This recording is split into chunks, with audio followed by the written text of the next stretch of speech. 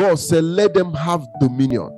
Let them have dominion. So when God made man, he already put in man the ability to have dominion, the ability to withstand the pressures of this life. Remember, he talked about their dominion over the sea, subduing the earth, subduing the creation. So God has already put in man the ability to withstand. And I say, but because man rebelled, the rebellious nature of man, because man decided, you know what, I'm going to act outside the will of God. I'm going to act outside the instructions that God has given. I'm going to act outside what God has said concerning me. That rebellious nature corrupted the DNA that God has put in man. So it now put man in a position where man is no longer able to be able to express totality of what God has made him to be. So man became corrupted. The seed of man became corrupted by that act of rebellion.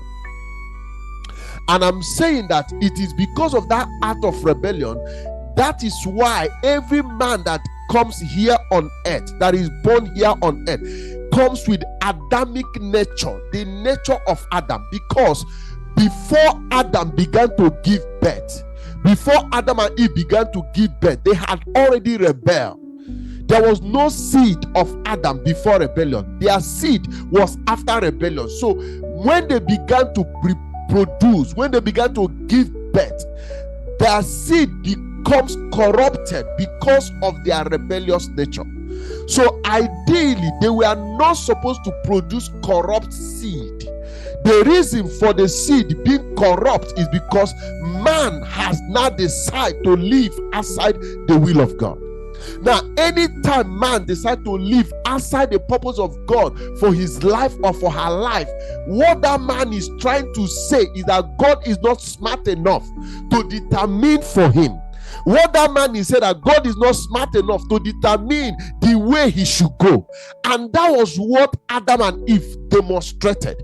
Because God said, don't do this. Anytime you do this, you shall die. So for them to ignore what God said and be able to eat the same thing that God said they should not eat, that attitude means that they have relegated the power, the potency of the word of God.